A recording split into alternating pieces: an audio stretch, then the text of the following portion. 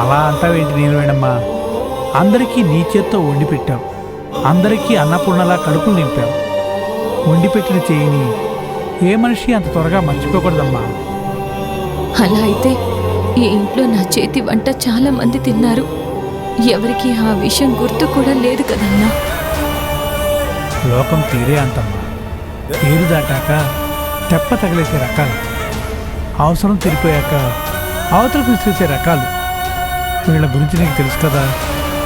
కాకపోతే ఏదో ఒక రోజు నీకు చిన్నయ్య గారికి ఒక బిడ్డ పుడితే అప్పుడు అందరూ నీ దారికి వస్తారు.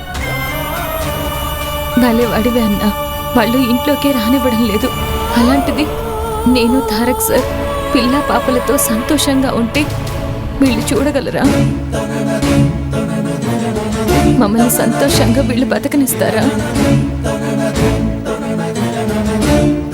ఏమోనమ్మా, పరిస్థితులు ఎప్పుడు ఒకలా ఉండవంటారు కదా.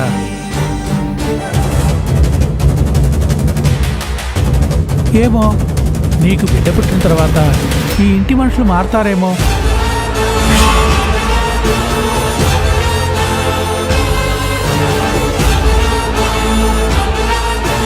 అమ్మా, అది ఆకలితో ఉంది కదా అని భోజనం తెచ్చాను, అంతేకాని.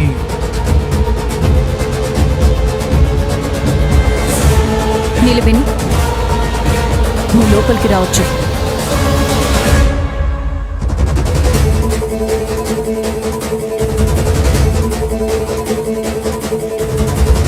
ఏం చెప్తున్నారా అమ్మా?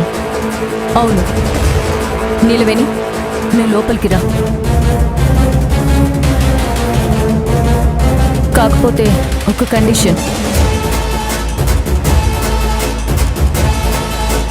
ఏంటది? నువ్వు వెనక గుమ్మం నుంచి వచ్చి కిచెన్లో ఉండొచ్చు. కిచెన్లో నువ్వు కావాల్సింది వండుకోవచ్చు, తినొచ్చు. అంతేకాని ఎట్టి పరిస్థితుల్లోనూ కిచెన్ దాటి బయటికి రాకూడదు. కిచెన్లో మాత్రమే ఎందుకు ఉండాలి? చూడు, లోపలికి రావడానికి అవకాశం ఇచ్చాను, ఆనందపడు. అంతేకాని ఇలా అధిక ప్రసంగం పెట్టొద్దు.